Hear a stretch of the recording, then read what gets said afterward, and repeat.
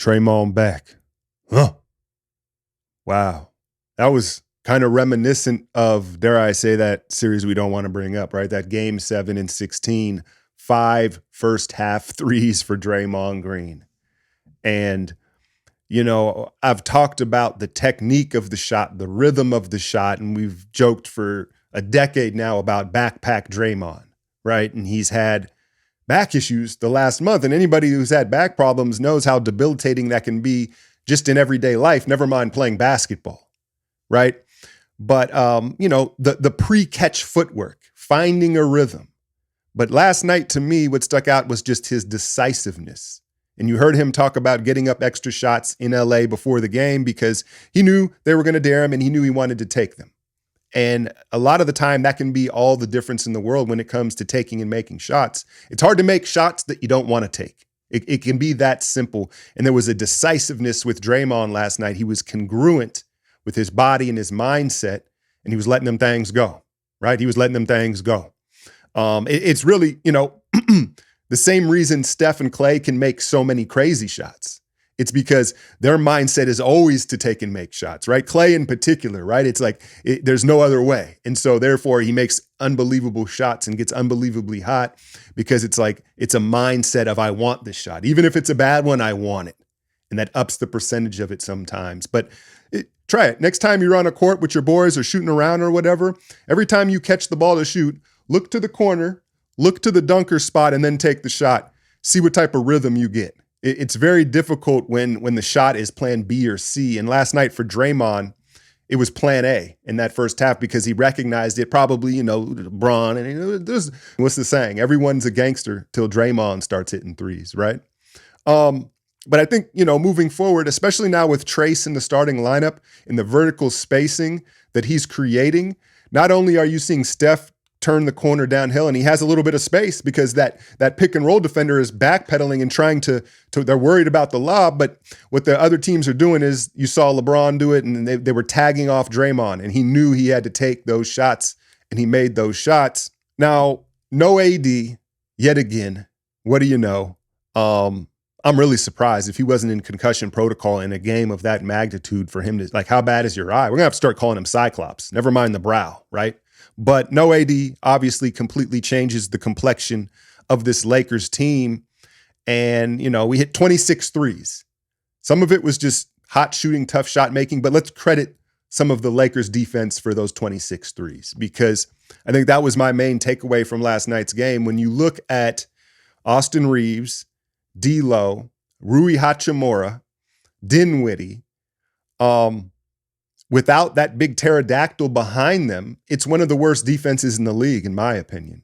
And it's really a case for AD to be the defensive player of the year. Now, does he qualify? I don't know if he's played enough games, but when you look at Gobert's personnel around him, it's not even close. He has far more superior plus defenders, where Rui's out to lunch, D'Lo's stuck in second gear. Reeves is competitive, but he's a big body with slow feet out on the perimeter, navigating screens, right? He can only be so crafty. And so, I mean, again, it's 50-50. Credit the Warriors for making the shots, but make no mistake about it. Without AD, you'd say, hey, the paint's open, but their perimeter defense was not it last night. And we took full advantage in a huge game. Now, a few weeks ago, there was a lot of discussion around Podziemski.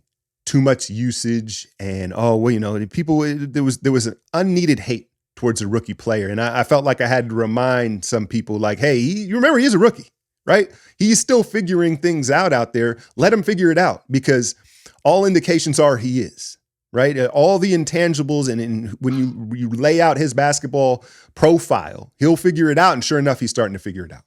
Are we getting not just Draymond, but playoff pods?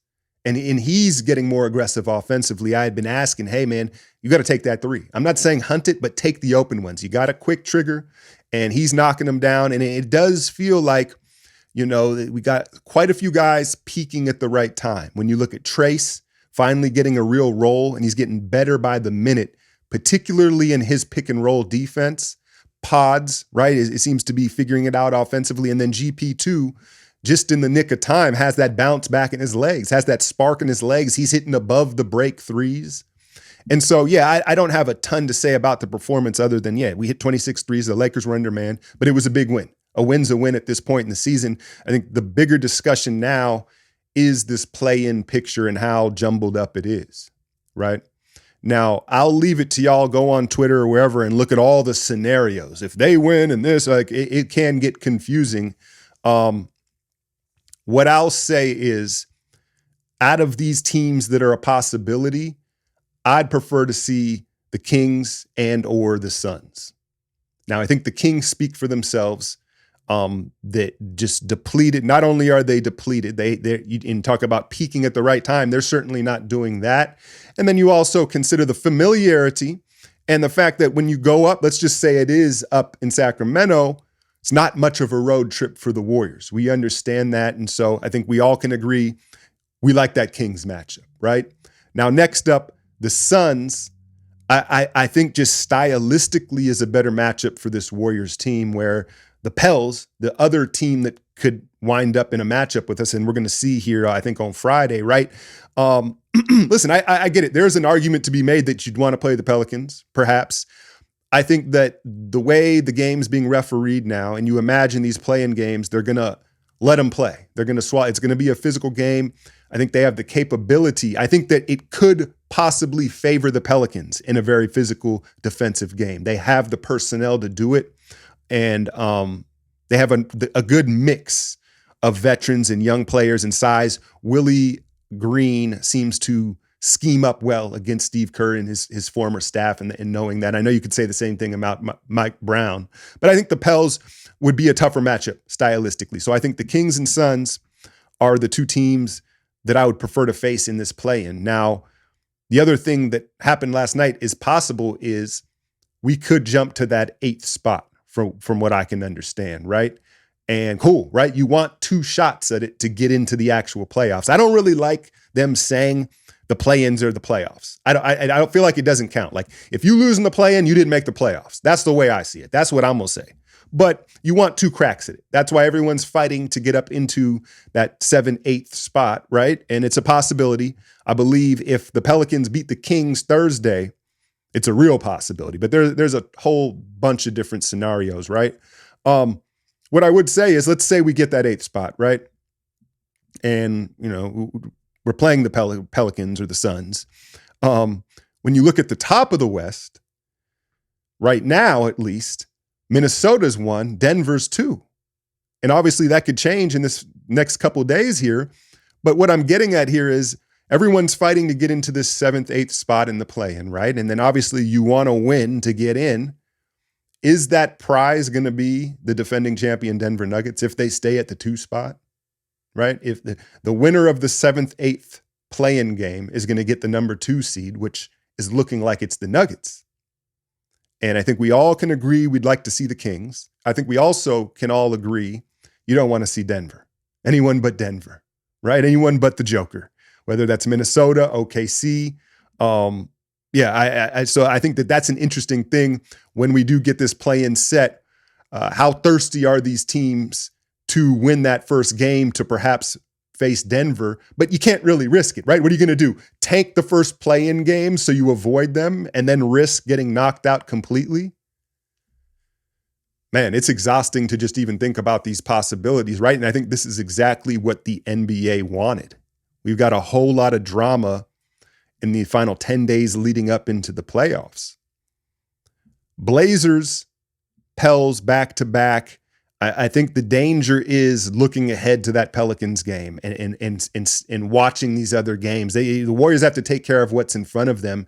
This Blazers team, Chauncey Billups, they're going to try to play spoiler, right? A lot of young guys. Remember, did they catch us slipping earlier in the year with what's that kid that they got from Phoenix? They put him on Steph for like 94 feet. Like, they have to pay attention and take one game at a time. But, as pessimistic as I've been towards the end of this season, I can't front. I'm getting more optimistic by the day with the way the team seems to be peaking at the right time. Draymond's hitting 5 threes, right? We just got to, I guess that's the last thing that we got to talk about, right? Because there is a give and take here.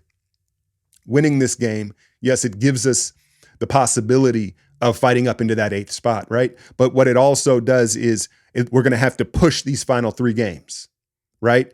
And is Steph, like, we can't rest Steph is what I'm getting at here, because he looked fine last night. I love the way he's distributing, but if we do get locked into 10, then you could perhaps rest Steph and Draymond these final 3 games and have their batteries as charged as possible for the play-in. So there is a little bit of give and take. If we're going to chase wins in these final 3, you hope that you then at least get yourself 2 cracks at it. Anyway, let me know in the comments. List the 3 teams you want to face, right? So for me, it's Kings, Suns, Pels, Lakers. I know we just whooped on the Lakers, but they're not the same team without AD, and you'd expect him to go in the play-in tournament. At least you'd think, you'd hope, right, Laker fans? Hit that like, share, and subscribe. I'm out, y'all.